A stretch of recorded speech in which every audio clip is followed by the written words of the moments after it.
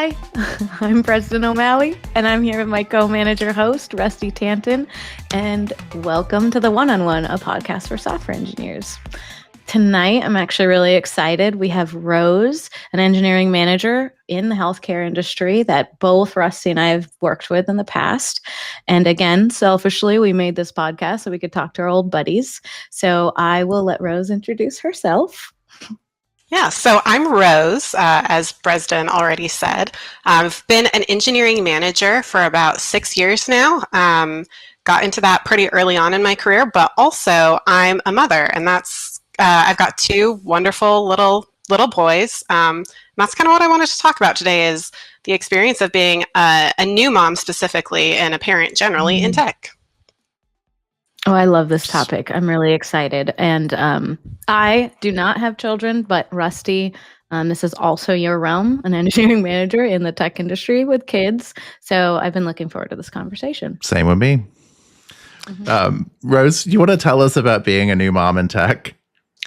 Yeah, so when I first was preparing with me and my husband to have our first child, one of the big concerns for me was, what am I going to do when the baby comes, right? How are we going to deal with this financially? Because at the time, the company that I worked for did not have a generous maternity leave policy for contractors. I was a contractor at the time. I was employed by like a contracting company working for somewhere else. And so the leave that I had built up and that I'd accrued over time, I used up all my vacation, all my sick, and I knew that wasn't going to be enough to get the time that I wanted with my new little one. A lot of parents kind of talk about new moms specifically, like, oh, I just feel so cooped up in the house with the baby, but I kind of always knew I wasn't going to be that way, where I was going to want every single second. So planning for basically not having an income at the time, I was the sole income in the home. So it kind of started out there, like planning for this was a big thing. Planning and trying to say, how much time can I take? How much can we afford to do? And so I think that's something that really kind of shaped the way that I look for companies that I want to work for, even though I'm done having kids now. Having an environment that supports that kind of thing for, especially as a manager, people who I employ, who I'm going to be working with, to support parental leave and really strong like policies around family time has been something that I always ask about and look for and find out about as I'm researching into where I want to be spending my time. So that was a big thing for me. That was kind of like a shaping realization moment. And I think that's like a big barrier for a lot of people. I feel like we're very lucky in tech that we have a lot of companies that are very supportive of that. That's really true. Actually, quick follow-up. What kind of support systems did you find most helpful when, returning to work after the maternity leave? So a big like fear that I had was sending my child to be with someone else, to like a daycare or something like that.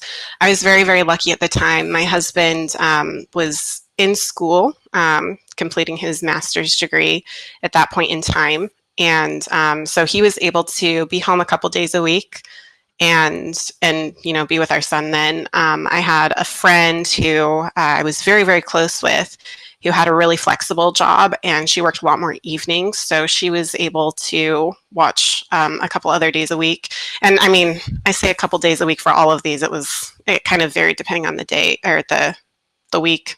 And then my mom also was there to be able to watch him. So like being around people that I trusted and having like that support system for my first baby was really huge for me, because like I have trust issues, especially as it comes to like my children, right? I don't trust easily when it comes to things that are very important to me. So like surrounding myself with a group of people that really could be there for me was really, really helpful. That makes sense. Were you remote at the time with your firstborn? I was not. I was very much going into the office every day. Remote was for when you're snowed in, and that was snowed in or contagious but feeling okay were pretty much the two reasons to work from home. Yeah. So, but it really was like being able to surround myself with people that I could trust in like anyone becoming a new parent, you need that kind of support system. For my second, I actually was remote at the time, and we'll get into the details of kind of how that happened later, but he went straight into a daycare, and we didn't have any family around. And it was a very different thing, but as a parent, I'd kind of matured a little bit in understanding like how to find people that I could trust, versus just like those people who already implicitly had my trust. So there's multiple ways to do it, and if I were to do it again, I think it would be still different. Rose, can you tell us a little bit about your company's PTO policies and how they were when your kids were born? Yeah. So as I mentioned, I was a contractor. I had accrued vacation time and accrued sick time, and those both had caps on them. So leading up to maternity leave, I did not take any vacation. I did not take any sick time. I was saving it all up to kind of make sure that that was ready for me. Now, as time went on, I eventually went from working for that contract house to working for the company that I was contracted with directly. And the vacation policy was pretty similar. The PTO policy, the sick policy, it was all very similar. I got a little bit more being an employee there than before. And one of the like big things that was going on at the company at the time was this group of women. This particular company had kind of an underrepresentation of women. They had a hard time recruiting women. And so they got a group of women who were there already employed together to ask, what's going on? What are the big pain points? How come we can't attract women? And this was one of the number one sticking points. And I'm honestly not 100% sure what all the changes are that came out of that policy or that like program. But the parental leave policy being put in place to be like a separate set of leave, not just medical if you had a C-section. That was the only way you could get like medical maternity leave. But like having that maternity and paternity leave set up was something that came out of that. So I really felt like our voices were listened to. They heard what we were saying, and by the time that was in place, I'd already had my second. So I didn't get to personally benefit from that. But in addition to like making those changes, I also had an incredibly supportive boss and an incredibly supportive team. Yeah. And I think that makes all the difference, because when you ask for flexibility, you're not asking the company for flexibility. You're asking your boss and your team for flexibility. And I think that was like almost more important than the company policy. Yeah. The pay is what the company decides, but can I work from home a little bit more? Can I start my day earlier and end it earlier? I was working a 7 to 3 shift in order to be able to accommodate my babysitter schedules for a while. Things like that, like having that flexibility and those people around who are understanding at work and able to support me and say like, we value you, we value your contributions, and we're going to make this work in a way that works for you too, was like kind of a game changer there. Awesome. Yeah, I really like that, because there's a lot to say when you have a really good team and a really good boss who understands just the difficulties, especially as a new mom. There's so many things you're learning and what to do and what to expect. So I love to hear that you had that, because I don't hear that story very often. Yeah, I've worked with some very incredible people over my career, and honestly, like my first boss there, I wish everyone could have a chance to work for him. He was a great boss. That's awesome. Kind of leading off of that, I'm going to change topics slightly here. One of the things that I kind of wanted to touch base on that was really, really important in that flexibility was I felt very strongly about nursing. That works for some moms, it doesn't work for others. And I think there's a lot of like guilt and shame around whether you do or whether you don't, a lot of stress. And I'm not really here to talk about that piece of it, because that's a whole thing in and of itself. Yeah. But pumping at work was something that I was going to be doing. And that was a weird and kind of scary conversation to have, like, hey, HR, boss, I'm not quite sure which one of you to talk to about this, but this is something that I need to do, and I need to be able to take, 20-minute breaks and have a space to do this. And between my first time having a child and my second time having a child, my experience was very, very different. My first time, as I was pumping at work, the building that we were in was an older building. It was not set up where it actually had a mother's room, and there was like one conference room with a door lock that they'd installed just for this purpose that didn't have windows except for on the door, which they had like a folder that was perpetually there to be able to be taped up.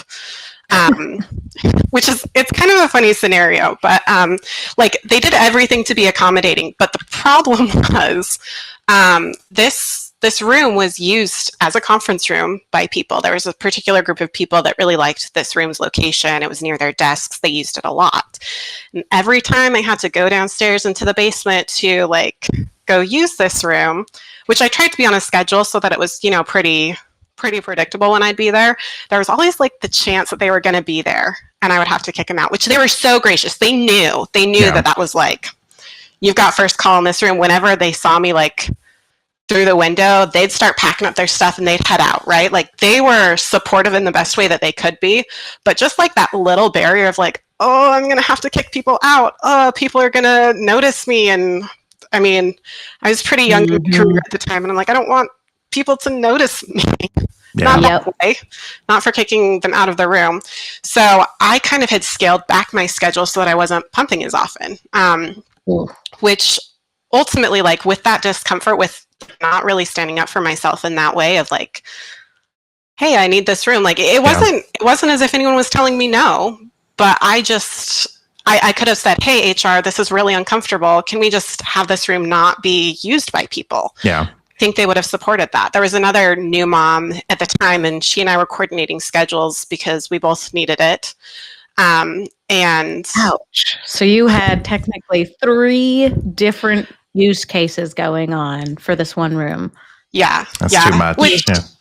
I mean, it worked out well with the other mother because she was, I'm in this building on these days and this other building on these days, and like.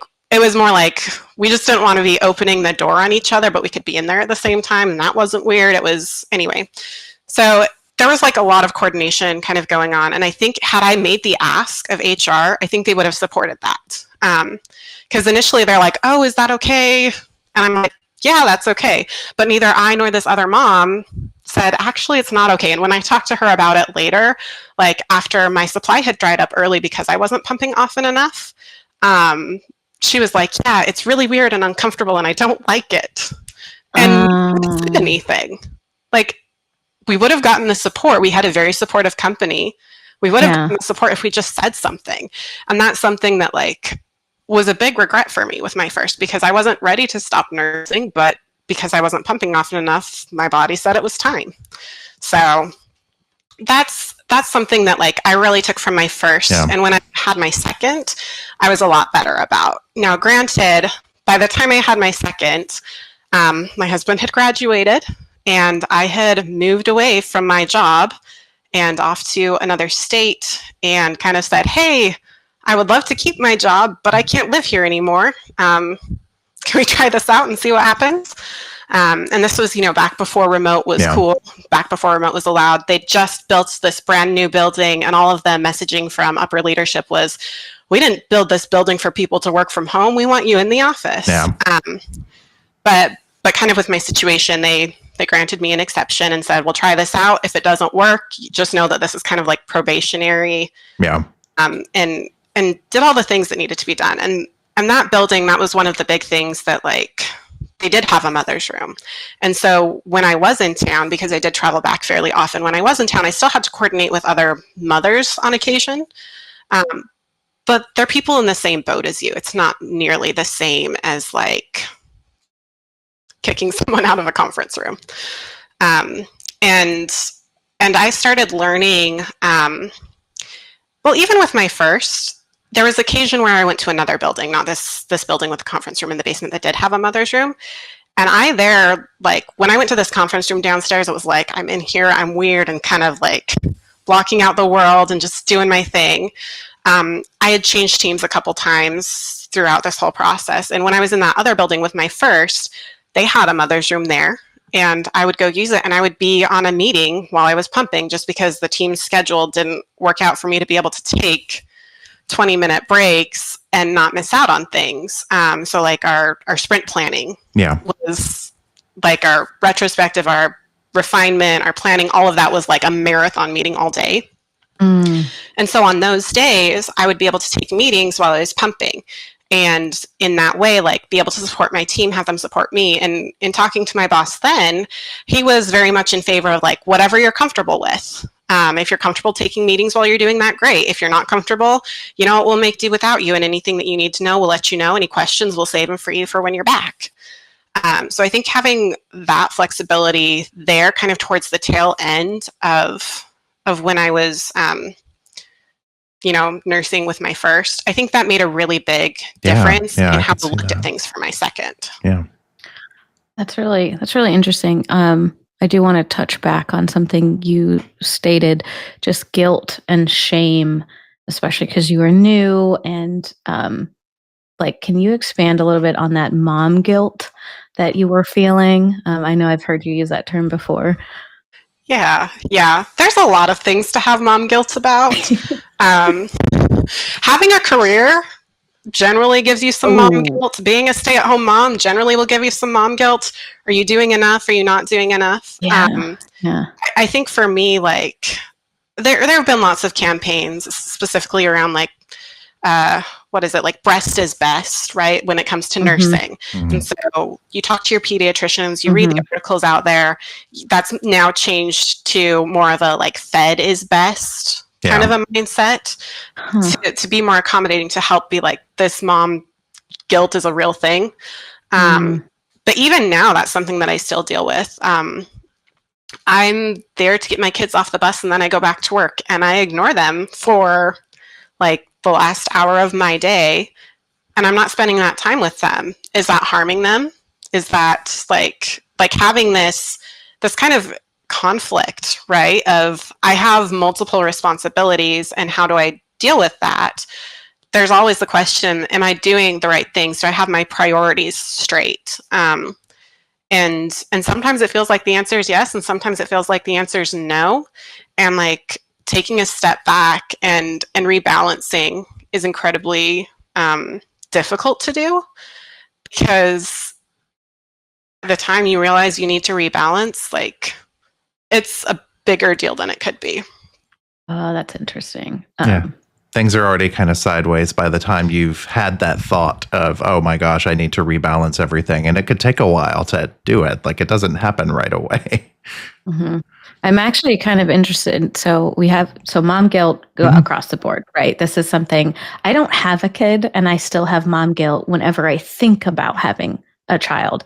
And I do this all the time. But I'm also curious, Rusty, you have kids and you're a father. Like, can you expand on the guilt that you may experience? Yeah. Well, so if you try to being a man is like a get out of jail free card for responsibilities sometimes. And that's really unfortunate. And that's really crappy, because what ends up happening, of course, is like all of this burden like falls upon women to do these things. And so if you try to be a man who's responsible and a man who actually shows up and is a parent and like does his equal share of carpools and does his equal share of school drop-offs and pickups, there is certainly a stigma around that. And I will just say, in my most recent interview process, like I was terrified to bring all that stuff up because you're sitting here trying in an extremely tight, extremely competitive job market, trying to tell people, hey, I need to leave at 2:00 to go pick up my kids. Like it's a tough sell when they've got a whole pile of candidates that are qualified sitting there that can do that job. And there's very easily to specifically talk about like men and their role in this situation. There are men who just don't do the drop-offs and pickups, who just don't participate in that process. And I think it's fewer, and it's certainly getting better. I think, in tech industry, at least specifically.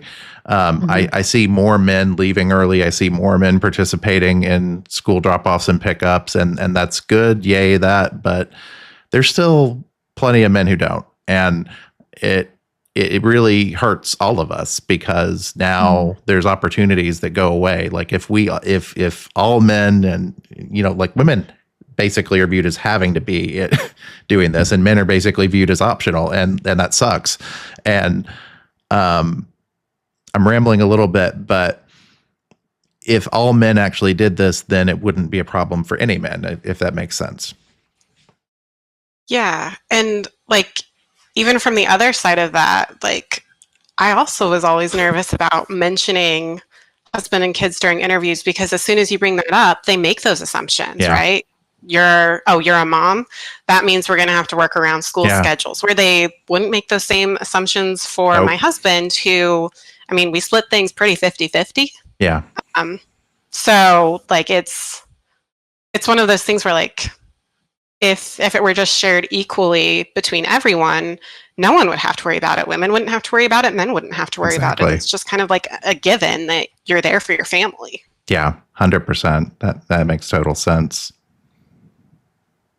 So I have a follow-up to that.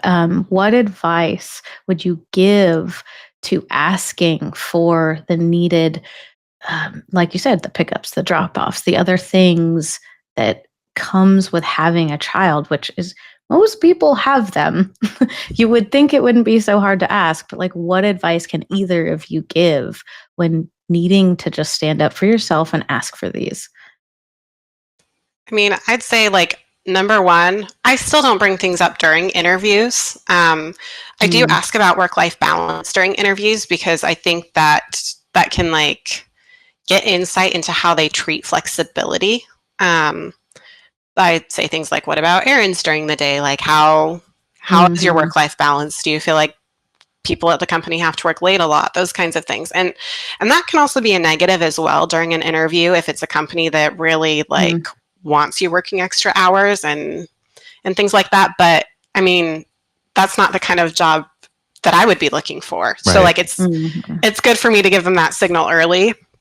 And then after, like, starting a job or having a kid for the first time, just being, like, as early as you can about, like, these are my needs. I have to do this. I have to do this. I have to do this. This is what I need. How can we work together to make sure that that doesn't impact the team? So, like, kind of approaching it as, like, a given that you will get the flexibility that you need, but also that you're mindful that your actions impact everyone else on your team. And you want to, like, be supportive of the team, support you as well. That's great advice. I mean, you are interviewing them too. Yeah. I mean, I think that's a great point. I mean, if you just ask the question about work-life balance and that's enough to freak them out, like, do you really want to work there anyway? Is like, at that point, it's not really a match. I mean, and the only way I would just expand on what you said is just, I've in the past offered I've offered ideas for solutions right away with the ask. It's like, well, yes, I'm going to have to leave and do school drop. I'm going to have to go do school pickup at 2 p.m., but I'll go work from home for 3 hours afterwards, or that kind of thing. So just letting them know that that you don't just expect to work 5 hours a day, I think is helpful. Yeah. You're going to put in the work. It's just not going to be in this linear, 7 to 3 or 9 to 5 kind of timeline. Right. So just clear scheduling, communication. Yeah. And that makes sense. This might be a little bit off topic, but kind of along the same lines of that conversation. After I had my second, I was still nursing when I had the opportunity to attend a conference, and this was my first time doing that. Wow! So it was pumping, and kind of approaching that situation like, I can go to this conference, but I still have to be able to pump when I need to. It's not going to be different than any other work day. And so as I was signing up and filling things out, and the conference was asking about, like, different accommodations or things that you might need, which was great that they were even asking that. Yeah. But like putting that in there is something that like, I'm going to need this. Just kind of let me know. When I got there and was checking in, I asked, where's this? No one wrote back and said, yes, you'll have a mother's room, right? Right. And I'm 90% sure that I was the only person there using that room because I never, ever saw anyone else go near it. But they announced it at the beginning of the conference as they were talking about kind of the layout of things. They announced where that was. When I checked in, it was like there on a sign. So it was very like accommodating. Like the world of tech is very accommodating when they know what you need. And they can be very flexible when they know what you need because people want to support each other. I mean, most people feel like that's who we are. That's what we want our community to be, is very supportive, very flexible, really inclusive. And that goes every direction that you can think of with inclusivity, right? So just making that ask, people are going to be a lot less like, I don't know what the word is, like soured on you for making the ask than you might expect. Then your nerves are going to tell you because everyone wants that kind of rich community. That's fair. And it's self-advocacy that helps others. Yeah. Right. It creates that environment. That's awesome. Yeah. Have you ever encountered a situation where you got pushback on a request? And if so, how did you handle that? Yeah. So that has been few and far between. I can think of one instance when I got pushback, and it was from someone who didn't know where I was running off to every few hours. They're like, "You're missing these meetings. I need you to be there. This is really important." And I said, "Yes, this is really important, but this is also really important." So here's kind of our options. I can attend meetings remotely. If you'll set up a video conference call, I can call in, I can be there, I can participate with my camera off. We can reschedule the meetings. I have this time blocked out on my calendar already. So if you look at where my calendar is, we can change things around. I want to be where I need to be. I need to work with the team, but really just kind of giving those options. And as soon as they knew what was going on, as soon as they understood, oh, you're not just disappearing and going off on random breaks in the middle of a meeting, walking out in the middle of a meeting, right? That's what it looked like to them when they kind of like got upset is kind of a strong word, but when they approached me about this problem, right? And then after they understood, they were more than willing to be flexible and accommodate these kinds of things. I've worked with really awesome people my entire career. So as soon as people know what's going on, my experience has been that like really people are willing to work with you. You can get what you need. That's awesome. Yeah. That's and that's great for you. I know there's some folks who I want to turn that around on you though, Rusty, because when have you had like being a dad, I would bet that you're more likely to receive that kind of pushback for those requests. So the pushback, it's hard for me to tell how much of it is in my head and how much of it is actual pushback because it's more of a vibes thing than a what anybody has said thing. I'm actually having trouble thinking of a time when somebody has actually explicitly said something to me that was pushback, but I feel like I've gotten side eye on occasion about things. And, there's that implicit versus explicit pushback that, in the right environment, you're not getting either one. But I feel like that implicit pushback is probably actually a bigger problem than the explicit pushback. Because I did get that on occasion, just on, saying I need to leave at, 2 to do a pickup or whatever else. And like I said, it can be hard for me to tell how much of that's in my head and how much of that is real. And I think it's a mix. I think it's a mix of both. Did you experience that at all during your interview process? Like, did you get those weird vibes by mentioning anything during your interview? So it's not vibes. It was, in that case, it's just they don't say anything during the interview, because any halfway decent interviewer knows, like, the second that comes up, you don't say anything about it. Like, you just stop talking. And especially if you're going to say something critical or negative or whatever else. I cannot quantify this, but I do think it's that I lost a couple of opportunities because of it. I cannot say with 100% certainty that that's the case. But I think it's very possible. Yeah, that makes a lot of sense. I think it's really hard for that, the interviewing with the stigma of just mentioning you have family in any cases. It's just really sad. It is. Again, almost everyone has a family. Right. I don't know why it's so taboo to talk about. Well, and that's the hard thing is, like, I want to be able to go out there and say that. I have no problem saying that. And, like, it would almost make it so that it's clearer if the company is a good fit for me. And if I'm a good fit for the company, if I felt able to bring that up during interviews. But by the time I'm far enough along in the interviews to feel secure about, like, I think I want this job, I think I can talk to these people, it's almost like it's too late, because then you've had the interviews and you're like, yes, this is good, I want it. But then, like, now I'm left with the final, or at least for me, a lot of my final interviews were like the rubber stamp from someone way high up in the company. And you don't want to bring that up with them. No. You want to bring it up with your direct manager or your peer or whoever it is, and then you don't get to talk to them again. So, exactly.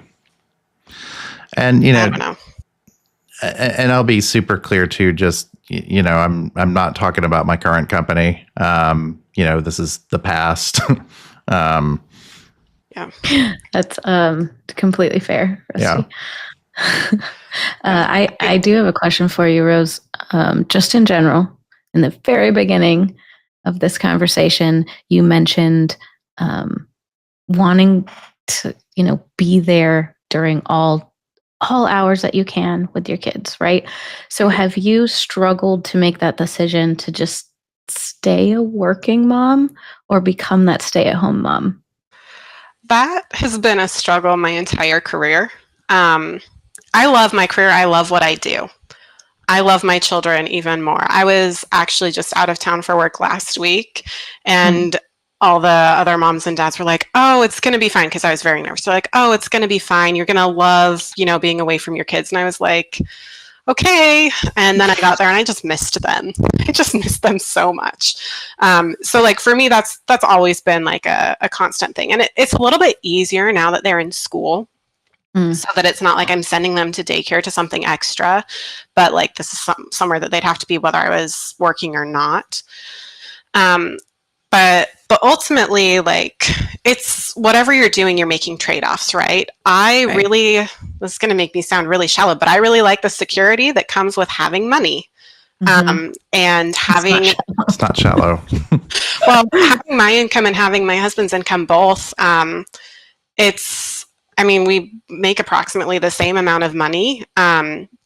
But as we moved out here kind of away from our security net, away from family, we don't really have anyone nearby who we could move into their basement if times got rough. And so as we're like looking around, and I don't know, oh goodness, I feel like I put my foot in my mouth with that, because I don't mean to imply that people will go move in with their parents or anything like that. But just like, thinking about, like, we moved out here, we have no safety net, we have no one to watch our kids when we're sick. When we first moved out here, like, we have no support system at first, right? Because we're brand new in this town, we don't know anyone. Just kind of looking at that and being like, how can we be prepared for whatever might come our way? The company that my husband worked for is cyclical, right? Like, tech is cyclical. Layoffs could happen at any time. They happened to me earlier this year. And like having that security, knowing that I was able to go to my kids and say, I don't work for my company anymore. My new job is to find a new job until I get a new job, and then I'll have another new job.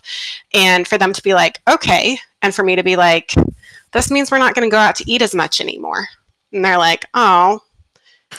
But that was like, I mean, the way that we've been living our lives, we had a really thick savings account in order to like make through times like that. And we wouldn't have been able to do that had I been a stay-at-home mom.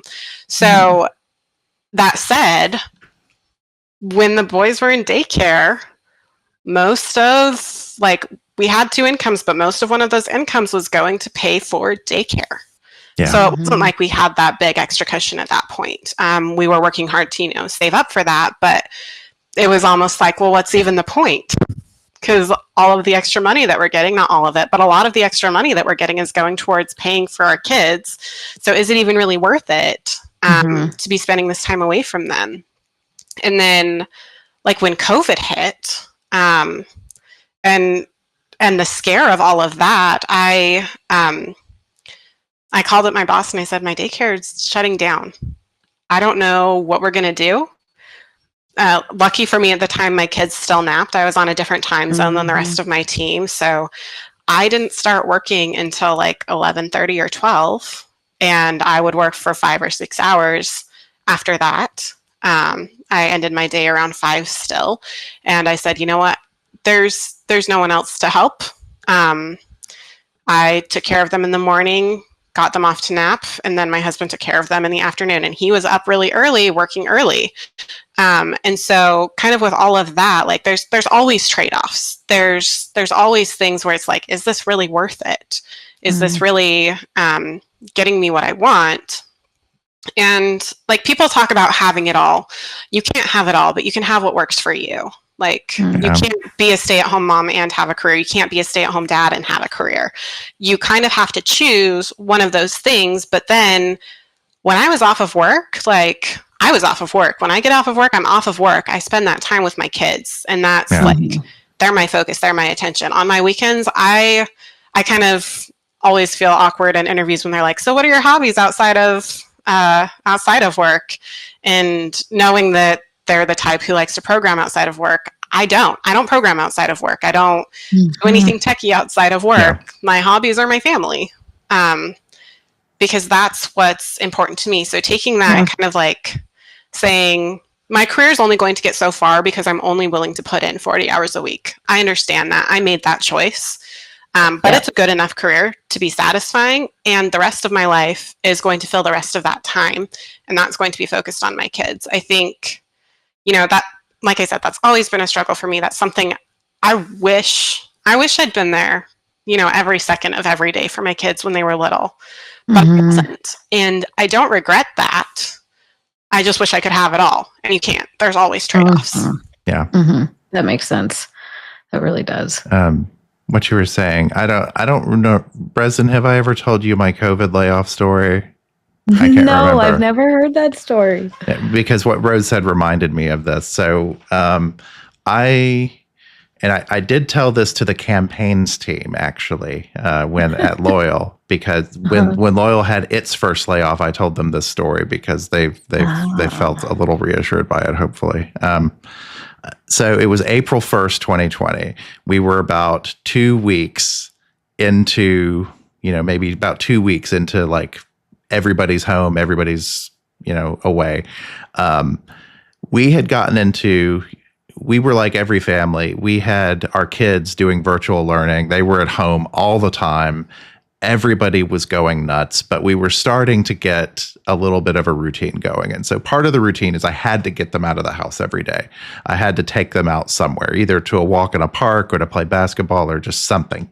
We would walk to their school, which was not being used, and play basketball there. So we were walking back on April 1st, and of course it's April Fool's Day naturally. So it's about 5 o'clock. I'm walking down the driveway. I get a phone call from somebody at this job that laid me off at the time because they were doing COVID layoffs. And, they tell me about the layoff, and, obviously that's not great news. And I'm wondering if it's an April Fool's joke because it's April Fool's Day. Anyway, I go in the house, and this is what Rose reminded me of, because I told my kids and I said, I lost my job. And so my youngest, James, and I'm trying to remember how old he was at the time. He was in first grade, which I guess would make him 5, 6, 5 or 6, something like that. He goes, "You're not going to be my dad anymore." And so immediate perspective so on all of it. Your main job was being dad. He didn't care what I did at work. He didn't care about any of that. And what I will say about that time, about COVID time, I got to spend about 4 months just hanging out with my kids all the time. And it was wonderful. It was great. Like, we spent so much time, did so many things together. And I mean, we got so much hiking in. Like, we had a map of Georgia State parks, and we were just going and trying to knock out every Georgia State park, going on a hike there. I thought really hard about not coming back because it seemed feasible. It seems like it would have been great, but like the math was not going to work on that. And, it still wouldn't work on that for me to just not work, because I will tell you that I might not if I didn't really have to. So I don't know exactly how that segues back into what Rose was talking about, but it's that, like, you're always making trade-offs for your family. Yeah, exactly. It's for them. Mm-hmm. Yeah. So, I'm making trade-offs for them because, like, we could not live the lifestyle we live if we didn't have 2 jobs. My wife and I both work, and same as with Rose. So yeah. Anyway, that was my COVID layoff story. That makes a lot of sense. So this is a little bit of a curveball question, and Rusty, I have heard stories from you, kind of relating to this, but for Rose, how has the experience of being a mother shaped your leadership, or even your teamwork approach in tech? So I'm going to flip that around and say, actually, being a manager and learning the skills of giving feedback and having those conversations that are uncomfortable, and learning how to work with a team and play to people's strengths, that's helped me be a better mother. Interesting. Wow, that's awesome. Which, working with a family is a team. I'm not going to go and say, my people who report to me are my kids, because that's not how it is. It's a very different kind of relationship. But there are a lot of parallels between leading as a parent and leading as a manager. And the different kind of skills they do overlap a lot. So I don't know, other than increased empathy and understanding of the types of issues that parents face, that being a mother has influenced the way that I manage people and lead people.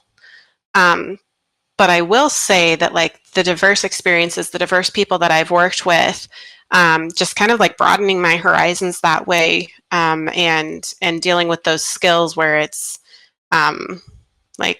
leading other adults helps me to be able to lead my kids better. So I know that wasn't what you asked, but the opposite is more true. I actually really love that answer. That's great. Yeah. And, I hadn't even thought of it. I've not even really thought about it that way, but I think it's also true for me as well.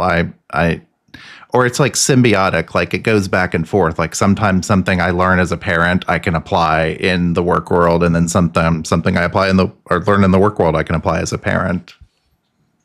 Yeah. Man, I love that. I have found just, in a work environment, everything's kind of set. Your roles, what you got to do, you have to be a team player. So you start picking up those skills. And I've always noticed that has helped me with, outside friendship relationships and even personal relationships in other senses. Just what I have learned from work has taught me to communicate better and, help my family better, because that's also a very diverse group, right?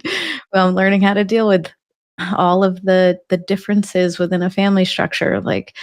I love the idea of taking what you learn from work and applying it to, your outside life. That's just as important. Yeah. I think, like, honestly, that's one of the reasons why I like managing. Like, I find it really fulfilling to help people reach their full potential.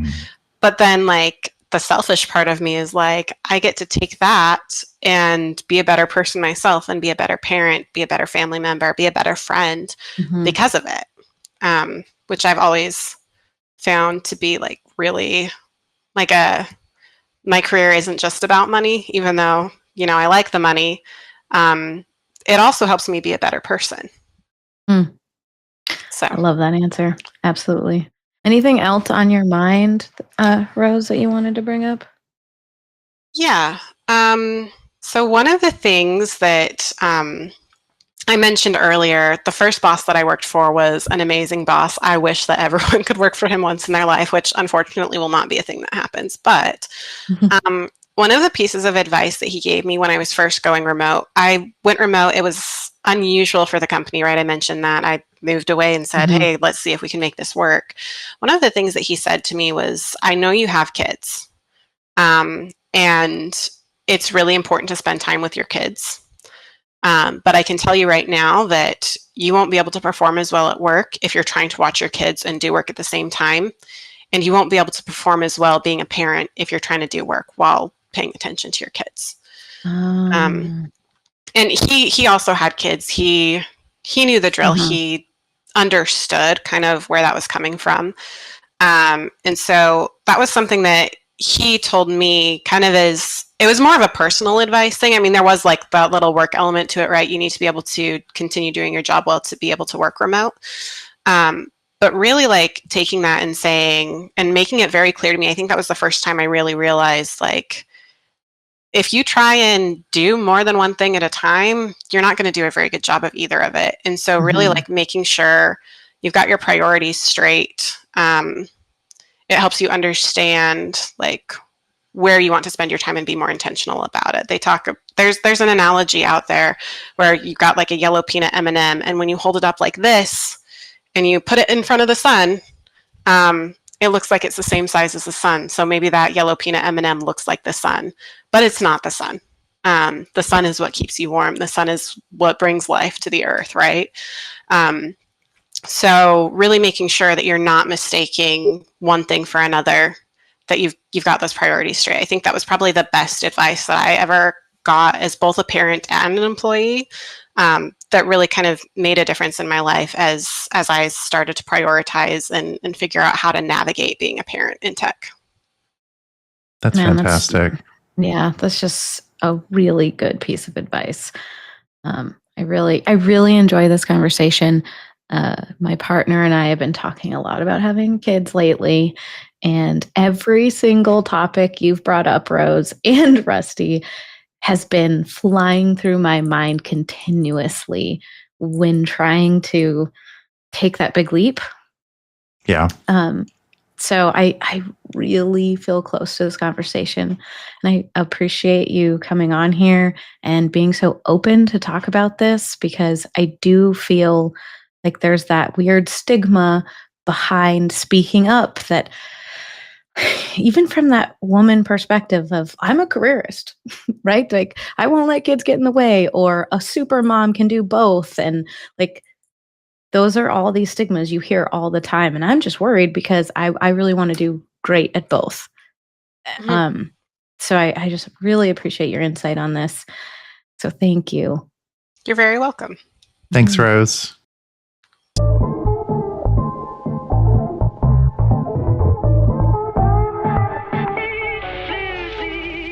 Opinions expressed on the one-on-one belong only to us and our guests, not to any of our respective employers. You can find us on the web at the1on1.show. You can also find us in Apple Podcasts, Spotify, Amazon Music, iHeartRadio, and YouTube by searching for The One-on-One. Please rate and review us on those services. It helps us out a lot. The One-on-One wouldn't be possible without listeners like you and a fantastic community of people who help us in ways large and small. Special thanks to Cameron Cooper, who helps us with marketing, Michael Ducharme, who created our awesome bumper music, and Elena Sayage, who has been a huge booster from day one. Thanks for listening.